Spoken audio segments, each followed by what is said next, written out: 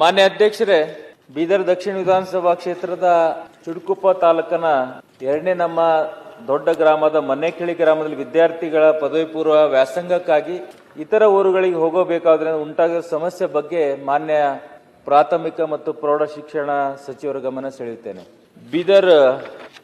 ಬೀದರ್ ದಕ್ಷಿಣ ವಿಧಾನಸಭಾ ಕ್ಷೇತ್ರದಲ್ಲಿ ಯಾವುದೇ ಒಂದು ಕೇಂದ್ರ ಸ್ಥಾನ ಇಲ್ಲ. ಒಂದು ಬೀದರ್ ತಾಲೂಕ, ಚುಡುಗುಪ್ಪ ತಾಲೂಕ, ಇಂಜಿನಿಯರಿಂಗ್ ಡಿಪಾರ್ಟ್ಮೆಂಟ್, ಹುಮನಾಬಾದ್ ತಾಲೂಕ ಎಲ್ಲ ನಮ್ಮ ಗ್ರಾಮಸ್ಥರು ಹೋಗಬೇಕಾದ ಪ್ರಸಂಗ ಇದೆ.